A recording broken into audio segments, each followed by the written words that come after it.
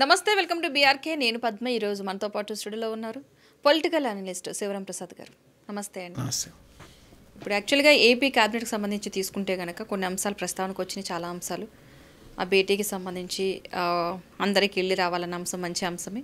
పాఠశాల విషయంలో కూడా జాగ్రత్తలు తీసుకోవాలని చాలా అంశాలు తీసుకున్నారు. దాంతోపాటుగా కొన్ని డిప్యూటీ సీఎం పవన్ కళ్యాణ్ చేసిన వ్యాఖ్యలు కూడా అందులోకి వచ్చినాయి.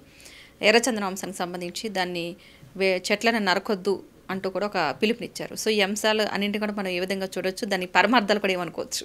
అంటే వాళ్ళ క్యాబినెట్ మీటింగ్లో దాదాపు 90 పైన అంశాలు చేసినట్టున్నారు, సృజించినట్టున్నారు. సరే 69 ఎన్నో యాక్సెప్ట్ చేసినట్టు. అవును. అయితే ఇప్పుడు దాంట్లో ముఖ్యమైనది పేదలందరికీ ఇళ్ళు ఇవ్వాలనేది ఒకటి.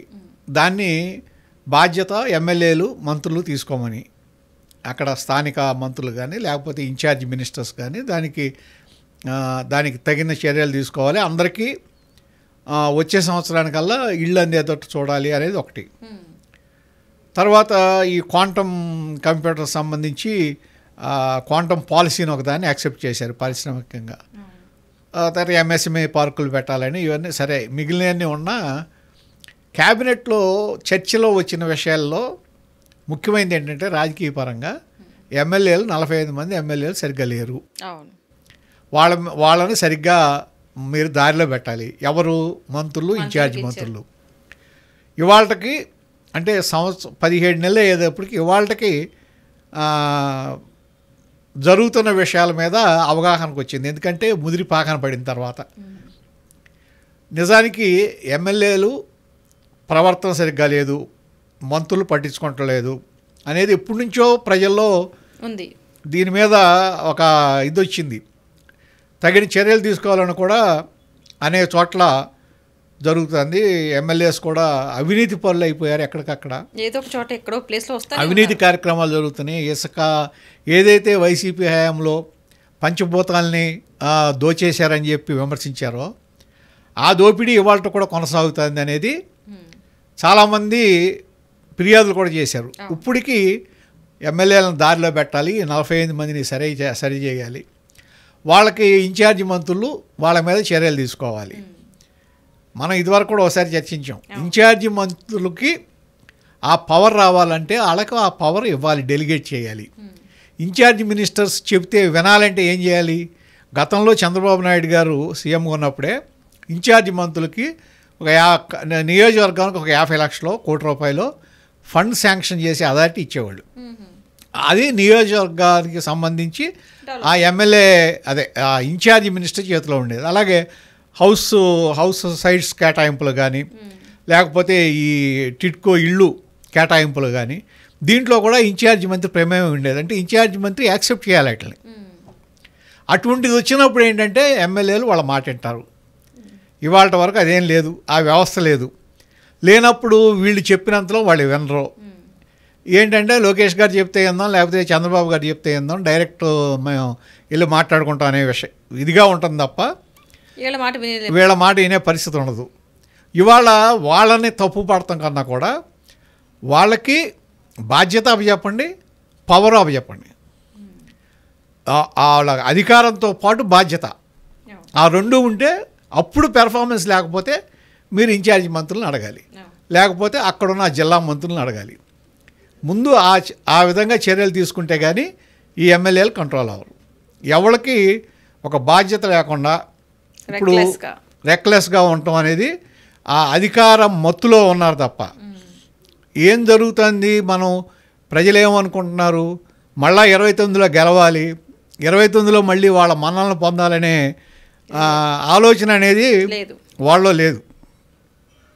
మెయిన్ ఇటువంటి పరిస్థితి వచ్చిన వాళ్ళ అందరూ పారాచూట్ బ్యాచ్. అంటే అప్పటికప్పుడు డబ్బు సంచులు వేసుకుని ఆ పదవుల్లోకి వచ్చి ఎమ్మెల్యేగా గెలిచిన వాళ్ళు ఏమాత్రం బాధ్యత లేకుండా ఒక ఉద్యోగస్తులాగా లేకపోతే ఒక సీఈఓలాగా ప్రవర్తిస్తున్నారు.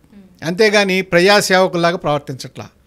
ముందు వాళ్ళని దారిలో పెట్టాల్సిన బాధ్యత చంద్రబాబు గారి మీద ఉంది. ఇన్ఛార్జి మంత్రులు అంటున్నారు కాబట్టి ఇప్పుడు వాళ్ళకి ఆ బాధ్యత అప్పచెప్పి వాళ్ళకి అప్పుడు కంట్రోల్ చేస్తే ప్రభుత్వం చేసే మంచి పనులు ప్రజల్లోకి వెళ్తాయి. ఇవాళ చంద్రబాబు నాయుడు గారు అదే అంటున్నారు కదా, మనం చేసిన పనులు ప్రజల్లోకి వెళ్ళట్లేదు, వెళ్ళాలంటే మీ ప్రజాప్రతినిధులు పర్ఫెక్ట్గా ఉండాలి, వాళ్ళు ప్రజల మీద ఒక అవగాహన ఉండాలి. ఇవన్నీ చేయకుండా అధికారం అనేది లేకుండా, పవర్ లేకుండా బాధ్యత ఇస్తే అది జరిగే పని కాదు, ఎవరో ఎనరు. అది అందరికీ తెలిసిన విషయమే. సరే, ఇంకొకటి ఇదే దాంట్లో పవన్ కళ్యాణ్ గారు ప్రస్తావించింది ఒకటి ఉంది. ఏదన్నా ఒక విషయంలో ఇరు పార్టీలు సామరస్యంగా సెటిల్ చేసుకున్నా సరే అక్కడున్న స్థానిక ప్రజాప్రతినిధులు ఒప్పుకోవట్లేదని. అంటే ఏంటి దాని మీనింగ్ ఏంటి? దాని వెనకమాల ఎంత అర్థం ఉంది అంటే వాళ్ళకి ట్యాక్స్ కడితే తప్ప ఒప్పుకోరు. ట్యాక్స్ అంటే ఏంటి? లంచం, లేకపోతే అవినీతి సొమ్ము. ఇది చాలా తీవ్రమైన విషయం. ఇటువంటి వాటి మీద కూడా ఇప్పుడు ఆ క్యాబినెట్ మీటింగ్లో డిప్యూటీ సీఎం, ఒక పార్టీ ప్రెసిడెంటు ఆ విధంగా బయటపడి మాట్లాడారంటే పరిస్థితి ఎంత తీవ్రంగా ఉంటేనో ఆ విధంగా మాట్లాడతారు తప్ప మామూలుగా మాట్లాడరు. సో ఇటువంటి వాటిలన్నిటి మీద కూడా వెంటనే చంద్రబాబు గారు చర్యలు తీసుకోవాలి. తీసుకుంటే దాని మీద ఒక ఏదంటే ఒక అవగాహన వస్తుంది వాళ్ళకు కూడా. వాళ్ళు కూడా మనం ఏదో ఆకాశం నుంచి దిగలేదు, ప్రజలు ఎన్నుకుంటే వచ్చారు. ఇవాళ మన గెలుపుకి కారణం జగన్ మీద ఆ రోజున ఉన్న వ్యతిరేకత. నెక్స్ట్ టైం మళ్ళీ గెలవాలంటే మనం ప్రజల్లో అనుకూలత తెచ్చుకుని మన పనితీరుతో ప్రజల్ని మెప్పించి మనం గెలవాలనే అవగాహన వాళ్ళకి రావాలి, అది కల్పించాలి. ఆ కల్పించాల్సిన బాధ్యత ఇన్ఛార్జి మంత్రుల మీద ఉంది, లోకల్ లీడర్స్ మీద ఉంది, ఆ జిల్లా మంత్రుల మీద ఉంటుంది. కానీ అక్కడ అదే జరగట్లేదు జరగట్లేదని కారణం అదే కదా. వీళ్ళకి ఏదన్నా పవర్ ఉండాలి, ఖచ్చితంగా పవర్ ఇస్తే కనీసం అప్పుడైనా వింటారు. ఎందుకంటే ఆ ఫండ్స్ కోసం, లేకపోతే వాళ్ళు అనుకున్న వాళ్ళకి ఆ ఇళ్ళు రావటం కోసం, లేకపోతే ఇంకేదో అవసరాల కోసం వాళ్ళకి దగ్గరికి వెళ్ళి వీళ్ళు సంతకాలు పెట్టుకోవాలి. కాబట్టి వాళ్ళకి అనుకూలంగా ఉండటానికి, లేకపోతే వాళ్ళు చెప్పింది కనీసం వినటానికి ట్రై చేస్తారు. ఇంత ఉండదు, ఈ పరిస్థితి మాత్రం ఉండదు, తగ్గుతుంది. అదేవిధంగా ఇప్పుడు డిప్యూటీ సీఎం పవన్ కళ్యాణ్ చేసిన వ్యాఖ్యలు కూడా ఎర్రచందనకు సంబంధించి మాట్లాడడం జరిగింది. ఆ చెట్లు నరకొద్దు, వాటిని నరికే వాళ్ళని కూడా చాలా కఠిన చర్యలు తీసుకుంటా. గత ప్రభుత్వంలో కూడా అదే జరిగింది, ఇప్పుడు కూడా అదే జరుగుతుంది, జరగకూడదని ఒక మంచి ఉద్దేశంతో ముందుకు వచ్చారు. చెట్లు నరకొద్దు అన్న పదం మంచి పదం. సో దాన్ని ఏ విధంగా చేయాలంటారు? అంటే చెట్లు నరకొద్దు అంటే అది కుదరదు. అంటే ఎర్రచందనం అనేది చెట్టు తప్పదు. కాకపోతే ఏంటంటే చెట్టు నాడతారు, కొడతారు, అది సహజంగా జరిగే పని. ఎందుకంటే కాకపోతే ఏంటంటే అక్కడ అక్రమంగా జరిగి స్మగ్లింగ్ జరుగుతుంది. దాని మీద చర్యలు తీసుకోవాలన్నారు. ఆయన అక్కడికి వెళ్ళాడు, చూశాడు, అంత బాగానే ఉంది, చర్యలు తీసుకుంటానికి సిద్ధమయ్యారు. వాళ్ళు దాని మీద కూడా ఆ ఎర్రచందనం నుంచి ఏది మన సంగీత సాధనాలు తయారు చేసేది ఏదన్నా ఉంటే, లేకపోతే దాని మీద నుంచి ఏదైనా ప్రొడక్ట్స్ తయారు చేయడానికి మనం దాని మీద వర్కౌట్ చేయాలనేది వాళ్ళు చంద్రబాబు నాయుడు గారు అన్నాడు. ఇప్పటికే చాలా ఎర్రచందనం కొన్ని లక్షల టన్నులు కొట్టేసింది వాళ్ళ దగ్గర ఉంది. అమ్ముకోవడానికి రెడీగా ఉంది, అమ్ముడు అవ్వట్లేదు అవి. కాబట్టి అంటే ఒకటి ఈ స్మగ్లింగ్ ఆపాలి. ఎందుకంటే ఈ స్మగ్లింగ్ ద్వారా ఇదివరకు నుంచి దాంట్లో జరిగిన ఈ అవినీతి అంతా తీసుకొచ్చి మళ్ళా రాజకీయాల్లోకే వస్తుంది. రాజకీయ నాయకుల ప్రమేయంతోనే జరిగింది. అక్కడున్న ఆ జిల్లాకు ఉన్న కొంతమంది ప్రజాప్రతినిధులు, వాళ్ళకి మెయిన్ ఆదాయ మార్గం ఈ ఎర్రచందనం స్మగ్లింగ్ అనేది చాలా వరకు బయటకు వచ్చింది. సో ఆ విషయం ఒకటి మంచి ఇనిషియేటివే, అది తీసుకుని ఎట్లా చేయాలి.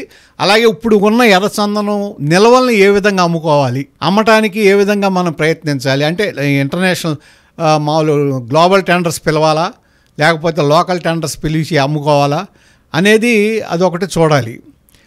అట్లాగే ఇప్పుడు ఎందుకు ఆనతలేకపోతున్నాము అంటే వాళ్ళ డ్రోన్స్ వచ్చినాయి, శాటిలైట్ ఇమేజెస్ ఉన్నాయి. శాటిలైట్ నుంచి కూడా మీరు దాని మీద పర్యవేక్షణ పెట్టచ్చు. ఇన్ని అవకాశాలు ఉన్నప్పుడు ఈ విధంగా ఎందుకు జరుగుతుందంటే, మీకు శాటిలైట్ ఇమేజెస్ని ఎప్పటికప్పుడు మీకు అవకాశాలు ఉన్నాయి. ఆ ఏరియా మీద శాటిలైట్ ఇది పెడితే ఇమేజెస్ ఎప్పటికప్పుడు చూసుకుంటుంటే 5 నిమిషాలకు ఒకసారో గంటకు ఒకసారో చూస్తుంటే మీకు తెలిసిపోతుంటుంది. అట్లాగే డ్రోన్స్ ఉన్నాయి, ఆ డ్రోన్స్ని పంపించండి, ఎక్కడెక్కడ ఉంటాయి అనేది మీకు తెలుస్తుంది. ఆ డ్రోన్స్ని బట్టే మీకు తెలుస్తుంది కదా. అంటే కొంత దీంట్లో ఈ ఫారెస్ట్ డిపార్ట్మెంట్ వాళ్ళ సహకారం లేనిదే స్మగ్లింగ్ జరగదు.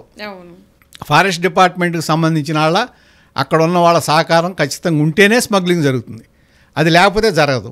అంటే అప్పుడు ఏం చేయాలి, మీరు దాన్ని ఒక కంట్రోల్ స్టేషన్ పెట్టి అక్కడి నుంచి మానిటర్ చేసుకోవాలి.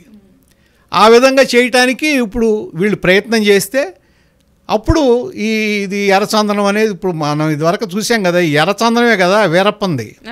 అది ఆఖరికి చిలికి గాలి అనేది అది పెద్ద దీని కింద అయ్యి ఆయన్ని వీరప్పన్ని మట్టు పెడతానికి పెద్ద ఫోర్స్ వెళ్ళాల్సి వచ్చింది. ఇది ఈ స్మగ్లింగ్తో పెరిగిన ఇది స్మగ్లర్ అతను. అట్లా అంటే ఈ విధంగా వచ్చిన ఇటువంటి సొమ్ముతో రాజకీయాల్లోకి వచ్చి రాజకీయాల్లో దాన్ని ఆ డబ్బుని రాజకీయాల్లో ఉపయోగించి మళ్ళా తిరిగి అవినీతి చేస్తున్నారనేది కొంతమంది మీద ఆరోపణలు ఉన్నాయి. మీకు దానికి సంబంధించి అసలు ఇన్ఫర్మేషన్ లేకుండా లేదు కదా, బేసిక్ ఇన్ఫర్మేషన్ ఉంటుంది. దాన్ని బట్టి యాక్షన్ తీసుకోండి. యాక్షన్ తీసుకుంటే ఎందుకు రాదు, దాన్ని బట్టి యాక్షన్ తీసుకోండి. డ్రోన్స్ని పెట్టండి, ఉపయోగించండి, శాటిలైట్స్ని ఉపయోగించండి. అవకాశాలు ఉన్నాయి కాబట్టి ఇప్పుడు మనసుంటే మార్గం ఉంటుందని. ఇప్పుడు అంత పెద్ద నక్సలైట్స్ని, అంత పెద్ద వ్యవస్థని ఆపరేషన్ కగారు ద్వారా మట్టుపెట్టారంటే ఏ విధంగా సాధ్యమైంది? దృష్టి పెట్టారు కాబట్టి దాని మీద దృష్టి పెట్టారు, చిత్తశుద్ధితో పనిచేశారు, ఇదైంది. ఇప్పుడైనా సరే ఆఫ్టర్ ఆల్ ఈ ఒక చిన్న స్మగ్లర్స్ని ఒక కొన్ని వేల కిలోమీటర్ల ఏరియాలో వాళ్ళు ఏం చేస్తున్నారు అది కనిపెట్టలేనంత వ్యవస్థ వాళ్ళ లేదు. ఇవాళ ఉన్న కమ్యూనికేషన్ డెవలప్మెంట్లో, కమ్యూనికేషన్ దీంట్లో వ్యవస్థలో మీరు ఈజీగా శాటిలైట్ ద్వారా కనిపెట్టచ్చు. మరి అది చేయండి. అది చేస్తే ఆటోమేటిక్గా తగ్గుతుంది కదా. దాని గురించి మనం స్టేట్మెంట్స్ ఇవ్వక్కర్లా. వ్యవహారం చేస్తే ఇది ఏ విధంగా చేయాలి అనే దాని మీద ఒక కంట్రోల్ రూమ్ పెట్టుకుని దాని మీద ఆ కంట్రోల్ రూమ్ ద్వారా 24 గంటలు నిఘా ఉంచితే కంట్రోల్లోకి ఏమవుతుంది, డెఫినెట్గా కంట్రోల్ అవుతుంది. ఇందులోనే మరొక అంశం కూడా, గతంలో రేషన్ బియ్యానికి సంబంధించి చాలా చేశారు, పట్టుకోవడం జరిగింది షిప్ దగ్గరికి వెళ్ళి. కానీ అదే రేషన్ బియ్యానికి సంబంధించి ఇంకా కంటిన్యూ జరుగుతూనే ఉంది. మరి ఎందుకు సమూలంగా నాశనం చేయాలి అంటే దాన్ని పట్టుకున్నారు, చూసారు, అదే పట్టుకున్నామా వదిలేసామా వెళ్ళిపోయామా అన్నట్టుగా కాకుండా దాని మీదే ఒక్కసారి దృష్టి పెడితే అది అక్కడితో అయిపోతుంది కదా, చూసి విజిట్ చేసి. మీకు ఒక చిన్న ఉదాహరణ చెప్తాను. తిరువూరు ఎమ్మెల్యే కొలికిపూడి శ్రీనివాసరావు ఒక ఆరోపణ చేశారు.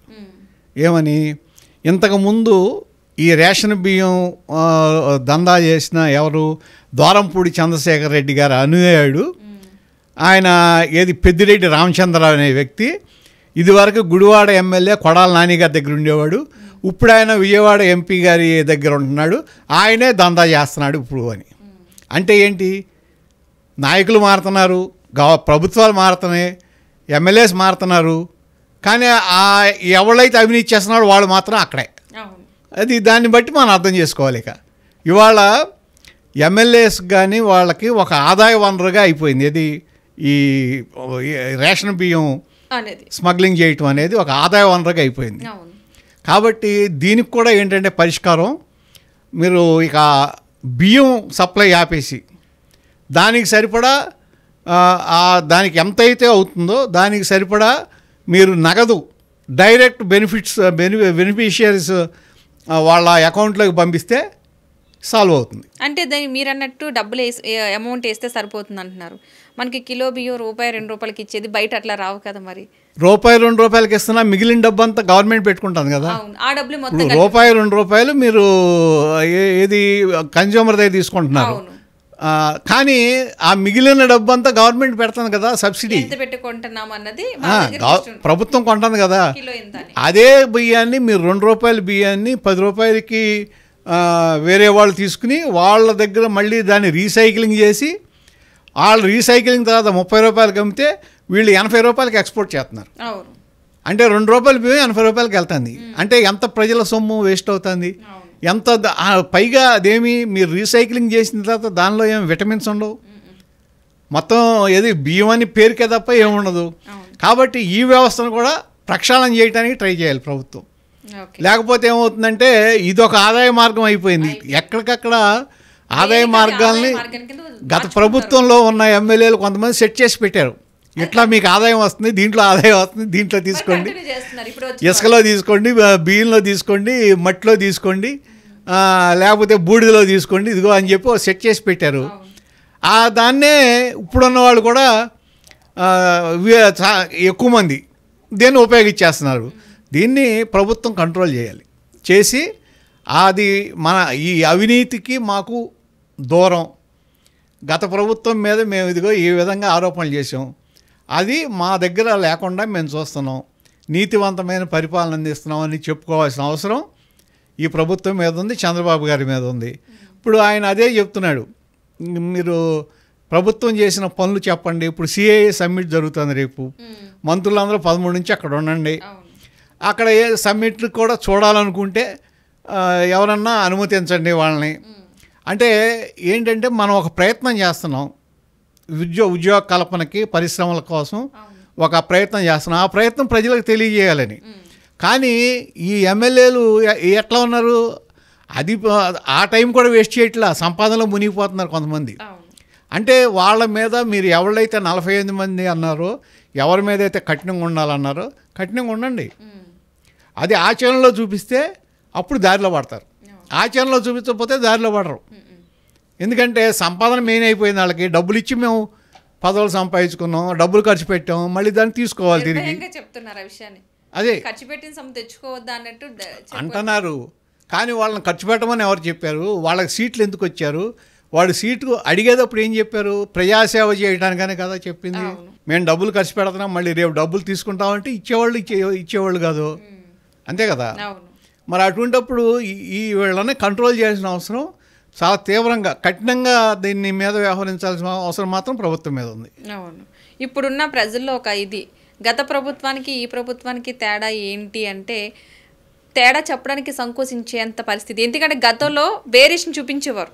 స్టార్టింగ్లో ఏంటి, ఈ జరిగినాయి కాబట్టి, పలానావి అవినీతులు జరిగినాయి కాబట్టి ఇప్పుడు ఈ ప్రభుత్వం జరగకూడదు అని ఒక ఇది ఉండేది. ఇప్పుడు ఏంటంటే సేమ్ అవే మీరన్నట్టు ఆదాయ వనరులు పర్సన్స్ మారినా సరే కంటిన్యూ చేసుకుంటున్నారు కాబట్టి పెద్ద వేరియేషన్ తెలియట్లేదు. అవును. కాకపోతే ఏంటంటే స్వేచ్ఛ ఉంది ఈ ప్రభుత్వంలో. రెండోది ఏంటంటే అభివృద్ధి కూడా జరుగుతుంది. ఇదివరకు అభివృద్ధి అనేది ఆల్మోస్ట్ ఇది చాలా తగ్గిపోయింది. అభివృద్ధి పనులు జరుగుతున్నాయి, సరే సంక్షేమం మామూలే, జగన్మోహన్ రెడ్డి గారు ఇచ్చారు, వీళ్ళు ఇస్తున్నారు. అయితే ఏంటంటే ఇక్కడ అభివృద్ధి కార్యక్రమాలు జరుగుతున్నాయి. ఇప్పుడు దాదాపు 11 లక్షల కోట్లు పెట్టుబడులు వచ్చినాయి. అలాగే ఇప్పుడు దీనికి తీసుకుంటే 1,33,000 కోట్లు ఒకే ఒక సింగిల్ ఎఫ్డిఐ వచ్చింది, అది గూగుల్లో ద్వారా. అంటే అది అతిపెద్ద ఎఫ్డిఐ భారతదేశంలోనే. ఇటువంటివి సాధిస్తున్నారు. ఇప్పుడు మైక్రోసాఫ్ట్ కూడా ఇది క్వాంటమ్ వ్యాలీలో వాళ్ళు కూడా డేటా సెంటర్ పెడతామంటున్నారు, క్వాంటమ్ వ్యాలీలో. అంటే ఏంటంటే వైజాగ్ ఒక విధంగా ఈ డేటా సెంటర్ ద్వారా డెవలప్ అవుతుంటే, ఇక్కడ అమరావతి వచ్చేటప్పటికి క్వాంటమ్ వ్యాలీ ద్వారా డెవలప్ అవడానికి అవకాశం వస్తుంది. రెండోది ఏంటంటే ఇక్కడ స్కూల్స్, కాలేజెస్, పెద్ద పెద్ద ఇంటర్నేషనల్ కాలేజెస్ ఈ రమ్మంటున్నారు. అట్లాగే హాస్పిటల్స్ ఒకటి చేసి ఈ హెల్త్ టూరిజం అనేది డెవలప్ చేయాలి అమరావతిలో అనేది ఒక ప్లాన్ ఉంది. ఇవన్నీ కూడా జరిగితే బాగానే ఉంటుంది. అంటే ఒక ప్రయత్నం జరుగుతుంది పై స్థాయిలో. కాకపోతే ఏంటంటే ఈ కొత్తగా వచ్చిన పారాచూట్ ఎమ్మెల్యేస్ ఉన్నారు కదా, పారాచూట్ ఎమ్మెల్యేలు ఎంపారు, ఈ బ్యాచ్ వలన తీరని నష్టం జరుగుతుంది. వాళ్ళని తక్షణం దారిలో పెట్టే, వాళ్ళకేంటంటే తెలుగుదేశం పార్టీ వాళ్ళ విధానాలు తెలియవు, ఏ విధంగా తెలుగుదేశం పార్టీ డెవలప్ అయిందో తెలియదు, వాళ్ళు ఎట్లా ఉండాలో తెలియదు, పార్టీ కోసం వాళ్ళేమీ కష్టపడిన వాళ్ళు కాదు. అప్పటికప్పుడు వచ్చారు, ఏదో డబ్బులు ఉన్నాయి మా దగ్గర, మాకు సీట్ ఇవ్వండి అన్నారు. ఏదో జగన్మోహన్ రెడ్డి గారిదే డబ్బులు ఖర్చు పెట్టేస్తాడేమో, మన దగ్గర లేకపోతే వెనకబడిపోతామని జడిసి చంద్రబాబు నాయుడు గారు సీట్ ఇచ్చాడు. వాళ్ళు ఆ జగన్మోహన్ రెడ్డి వ్యతిరేక గాలిలో గెలిచారు. వాళ్ళ మొహం తెలిసినా తెలియపోయిన ప్రజలకి అదేమో వాళ్ళ గొప్ప కాదు. వాళ్ళ మీద అభిమానంతో ఏమి వేయలే ప్రజలు, ఎదుటివారి మీద కోపంతో వేశారు. ఇది నెగిటివ్ ఓటు. ఆ నెగిటివ్ ఓటుని పాజిటివ్గా ఎట్లా మార్చుకోవాలి 2029 అనేది కనుక వాళ్ళకి చేత కాకపోతే, ఇదే విధమైన అహంకారంతో, ఇదే విధమైన అధికార మదంతో, ఇదే విధమైన డబ్బు దాహంతో ఉంటే రేపు పొద్దున 29లో మళ్ళీ వీళ్ళకి శాస్తి జరుగుతుంది. కాబట్టి అది జరగకుండా ఉండాలంటే ఇప్పటి నుంచి దాని మీద చంద్రబాబు నాయుడు గారు దృష్టి పెట్టాలి. లోకేష్ గారు కూడా పార్టీ వ్యవహారాలు గట్టిగా కల్పించుకుని ఎక్కడ ఏది తప్పు జరుగుతుంటే దాని మీద ఏ విధమైన మొహమాటాలు లేకుండా చర్యలు తీసుకుంటే ఇటువంటివన్నీ కంట్రోల్ అవుతాయి, మళ్ళా అధికారం దక్కే అవకాశం ఉంటుంది. ఓకే, క్యాబినెట్లో మంచి అంశాలు అన్నీ తీసుకుంటున్నారు. ఈ రోడ్లకి సంబంధించి ఎందుకు చర్చ గట్టిగా జరగట్లేదండి? ప్రతి ఒక్క ఏరియాలో ఏదంటే ఫస్ట్ సామాన్య ప్రజల దగ్గర నుంచే ఓటు అంటే ప్రతి ఒక్కరు కూడా అభిమానించే పాత వాళ్ళు ఉన్నారు, కొత్త వాళ్ళు ఉన్నారు, అందరూ ఉన్నా సరే ప్రతి గ్రామంలో ఈ రోడ్డు సమస్య అనేది చాలా పెద్ద సమస్య అయిపోయింది. రోడ్డు సమస్య చాలా వరకు తగ్గింది, తగ్గించాలి. అవి పూడ్చులు అంటే పైన ప్యాచప్ పనులు చేయడం వల్ల అంటే రోడ్స్ చాలా వరకు వేశారు, ఇంకా కొన్ని వేయాల్సి వస్తే మళ్ళీ నెక్స్ట్ టైం. రోడ్స్ ప్రాబ్లము గతంతో పోలిస్తే 2024 జగన్మోహన్ రెడ్డి గారి హయాంతో పోలిస్తే రోడ్ల పరిస్థితి చాలా వరకు మెరుగుపడింది. కానీ లోపల ఏరియాకి వెళ్ళేసరికి డెఫినెట్గా ఆ ముందు ఏంటంటే మెయిన్ స్టేట్ హైవేస్ బాగు చేస్తారు, స్టేట్ హైవేస్ తర్వాత విలేజెస్కి వెళ్తారు, అంటే స్టెప్ బై స్టెప్ వెళ్తారు కదా. దానికి మీకు ఆర్థిక పరిస్థితి కూడా అనుకూలించాలిగా మెయిన్ అవి. ఎందుకంటే ప్రతి ఒక్కరి దగ్గర నుంచి ఏపీకి వెళ్ళేటప్పటికి వినే ప్రతి ఒక్కరి దగ్గర నుంచి ఇదే క్వశ్చన్, రోడ్లకు ఒకసారి వచ్చి చూడండి తెలుస్తుంది ఎంత ఇబ్బంది పడుతున్నాము. ఇప్పుడు అంత లేదు అంటున్నారు. తెలియాలంటే బయటకు రావాలి. ఒక ఎక్కువ పాజిటివ్లు ఉన్నా నెగిటివ్ ఒక్క వర్డ్ ఉంటే అదే తొందరగా స్ప్రెడ్ అవుద్ది. సో ఈ ఏంటంటే 10 మంది ఏరియాలు మా ఏరియాలు బాగున్నాయని చెప్పినా ఒక్కళ్ళు బాగాలేదంటే ఆ విషయం బయటకు వస్తుంది. సో ఇది అలాగే వచ్చిందనమాట. ఓకే, మంచి ఇన్ఫర్మేషన్ ఇచ్చారండి. Thank you so much.